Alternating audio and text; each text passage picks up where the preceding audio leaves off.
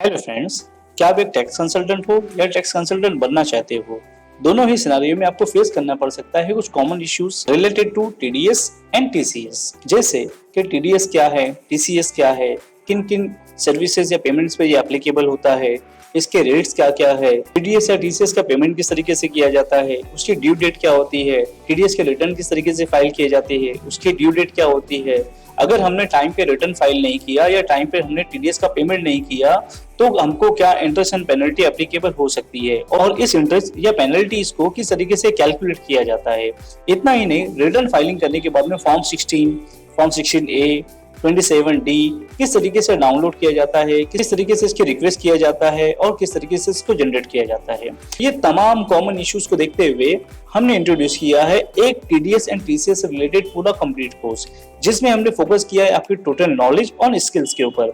साथ ही साथ आपको इसमें मिलेगा पूरा प्रैक्टिकल एक्सपीरियंस भी। अगर मैं इसके की फीचर्स की बात करूं तो आपको शॉक लगेगा जान के कि मैंने इसमें टोटल 5 मॉड्यूल बनाए हैं जिसको आप 5 डेज के अंदर अंदर उसको कंप्लीट कर सकते हो। अगर आप चाहो तो इसको 3 to 4 डेज के अंदर भी कंप्लीट कर सकते हो। अगर वन बाय वन मैं सारे मॉड्यूल्स की बात करूं तो इसमें आपको क्या सीखने मिलने वाला है।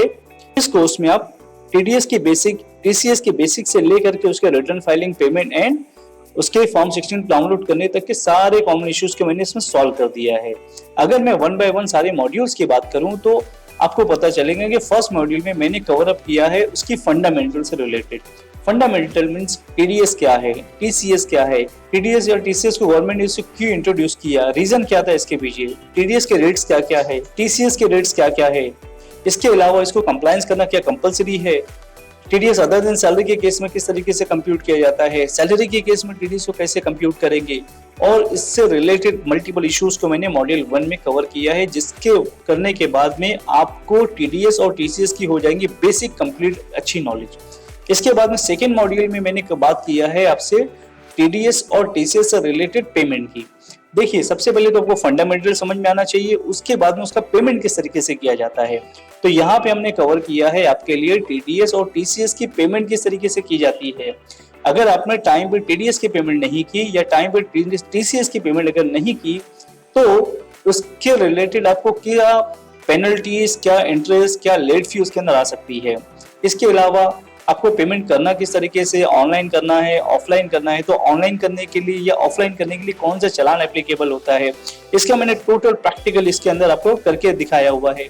साथ ही साथ अगर आपको लेट फी या इंटरेस्ट इसके अंदर आ रहा है तो उसको किस तरीके से आपको कैलकुलेट करना है, मैंने इसमें पूरा कवर अप किया हुआ है। तो मॉड्यूल 2 करने के बाद में आप कंप्लीट आपको नॉलेज हो जाएंगे टीडीएस और टीसीएस पेमेंट से रिलेटेड। इसके बाद में आता है हमारा मॉड्यूल 3, जिसमें मैंने कवर अप किया हुआ है ट्रेस की यूटिलिटी। क्योंकि पेमेंट करने के बाद में टीडीएस का रिटर्न फाइल किया जाता है और टीडीएस रिटर्न फाइल करने के लिए आपके पास में अच्छी नॉलेज होना चाहिए ट्रेस की।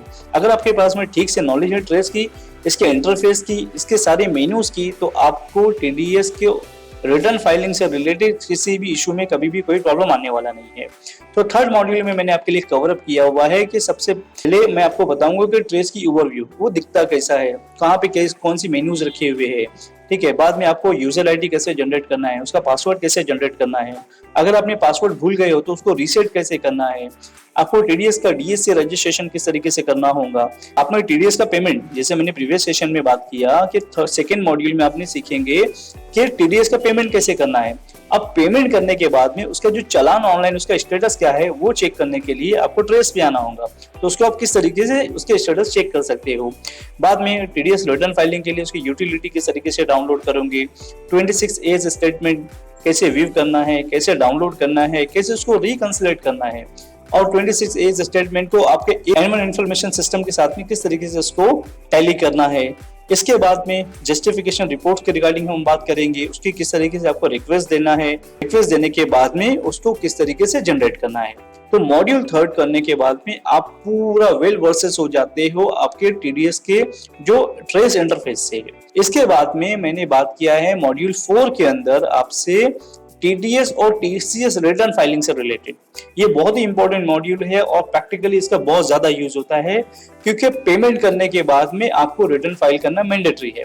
तो रिटर्न फाइलिंग के लिए जो कॉमन इश्यूज आते हैं, जैसे कि टीडीएस और टीसीएस के रिटर्न फाइलिंग के जो ड्यू डेट्स क्या क्या है, उसकी लेट फी क्या है, अगर आपने टाइम पर टीडीएस का रिटर्न फाइल नहीं किया या अगर आपने टाइम पे टीसीएस का रिटर्न फाइल नहीं किया तो आपको क्या लेट फी, क्या पेनल्टीज आ सकती है, उस लेट फी या पेनल्टी को किस तरीके से कैलकुलेट किया जाएगा, उस लेट फी या पेनल्टी से बचने के लिए हमको क्या अच्छे से प्लानिंग करनी है, ये ओवरऑल मैंने इसके अंदर कवर अप किया हुआ है, जिसमें आपको टीडीएस, टीसीएस दोनों रिटर्न फाइलिंग करने के लिए सीखने के लिए मिलेगा। इतना ही नहीं, टीडीएस का रिटर्न फाइलिंग जो 26Q है और 24Q दोनों मैं आपको इसमें प्रॉपर ट्रेन करूंगा, वो भी लाइव प्रैक्टिकली। ऐसा नहीं कि मैं थ्योरी का पार्ट बता रहा हूं और उसके बाद में प्रैक्टिकल आपने कर पाए ही नहीं। तो एनआरआई के केस में आपको टीडीएस का क्या इम्पैक्ट देना है, बाद में अगर आपने कोई प्रॉपर्टी सेल किया है उससे रिलेटेड टीडीएस का क्या इम्पैक्ट होगा, इसके अलावा टीडीएस को रिटर्न को अपलोड कैसे करना है, सेल्स ऑफ गुड्स के केस में टीसीएस का क्या रोल है, वो ओवरऑल आपको सीखने मिलेगा मॉड्यूल 4 के अंदर,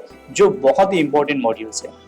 टीडीएस रिटर्न फाइलिंग करने के बाद में हमारी चौथी स्टेज आती है टीडीएस एंड टीसीएस सर्टिफिकेट से रिलेटेड। देखिए हमने क्या किया, सबसे पहले समझा कि टीडीएस और टीसीएस क्या है, क्योंकि मैंने ये पांचों मॉड्यूल बहुत सिस्टमेटिक बनाए। मैं खुद एक प्रैक्टिशनर हूँ, इसके लिए मुझे पता है कि एक प्रैक्टिशनर को या एक बेसिक जिसको नहीं आती है तो उसको किस तरीके से सिस्टमेटिक नॉलेज देना चाहिए। तो सबसे पहले मैंने आपके इस सारे पांचों मॉड्यूल में सबसे पहले रखा हुआ है कि टीडीएस और टीसीएस क्या है, टीडीएस टीसीएस समझने के बाद में उसको पेमेंट किस तरीके से किया जाता है उससे रिलेटेड मैंने बात किया। फिर पेमेंट करने के बाद में आता है रिटर्न फाइल का प्रोसेस, लेकिन इसके बीच में एक चीज आती है, वो ये है कि जिस प्लेटफॉर्म पे जाके आपको रिटर्न फाइल करना है उसको कहते हैं ट्रेसेस, तो आपको ट्रेसेस के बारे में ठीक से नॉलेज होना चाहिए। ट्रेसेस समझाने के बाद में मैंने आपको बताया मॉड्यूल 4 के अंदर कि रिटर्न फाइल किस तरीके से किया जाता है टीडीएस का इन केस ऑफ सैलरी और अदर देन सैलरी के केस में, और टीसीएस का रिटर्न किस तरीके से फाइल किया जाता है, वो सारी चीजें मैंने मॉड्यूल 4 में कवर किया। रिटर्न फाइल करने के बाद में हमारा काम होता है टीडीएस या टीसीएस सर्टिफिकेट डाउनलोड करने का। तो टीडीएस सर्टिफिकेट आप किस तरीके से डाउनलोड करोगे, फॉर्म 16 जो सैलरी के केस में इशू किया जाता है और फॉर्म 16A जो अदर देन सैलरी के केस में इशू किया जाता है, तो इसको किस तरीके से हमको ऑनलाइन रिक्वेस्ट करना है, कैसे इसको डाउनलोड करना है। डाउनलोड करने के अलावा आपको सबसे पहले पता होना चाहिए उसकी ओवरव्यू के बारे में कि टीडीएस से दो पार्ट होते हैं, जैसे part A and part B, तो आपको उसको किस तरीके से एग्जीक्यूट करना है, वहां पे क्या क्या इन्फॉर्मेशन होती है। तो ओवरऑल मैंने यहाँ पे कवर अप किया हुआ है। मैंने बताया है कि किस तरीके से आपको रिक्वेस्ट देना है, कैसे जनरेट करना है, कैसे उसको रिक्वेस्ट देने के बाद में उसको किस तरीके से डाउनलोड करना है। तो यहाँ पे हमने फॉर्म 16, 27D, उसके बाद में उसको जनरेट कैसे करना, रिक्वेस्ट कैसे करना, डाउनलोड कैसे करना, उसको एग्जीक्यूट कैसे करना है, ओवरऑल इसके अंदर आपको लर्निंग करने के लिए मिलने वाला है। इसीलिए दोस्तों मैंने इन द बिगिनिंग आपको कहा था कि ये कोर्स मैंने बिगिनिंग लेवल से एक एडवांस लेवल तक के पूरा लेके गया हुआ है।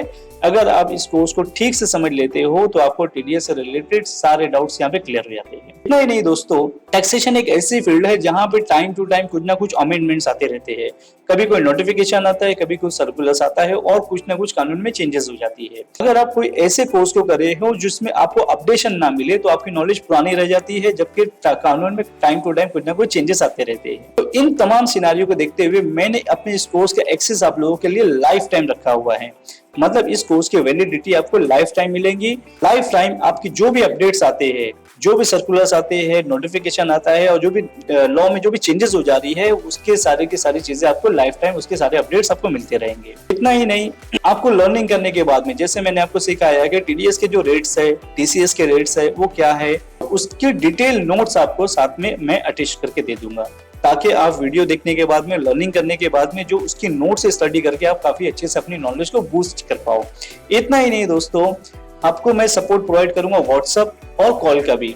अगर आपको कोई प्रॉब्लम है टीडीएस या टीसीएस से रिलेटेड, उसके रिटर्न फाइलिंग से related, then you can make me a call या मुझे व्हाट्सएप भी कर सकते हैं, जिसको मैं आपको टाइम टू टाइम रिप्लाई करके आपकी नॉलेज को भी अपग्रेड करता रहूंगा। इतना ही नहीं दोस्तों, कोर्स कंप्लीट होते ही आपको डिजिटल सर्टिफिकेट भी इशू किया जाएगा, जिसे आप प्रिंट आउट लेकर के अपने ऑफिस में या अपने पास में रख सकते हो।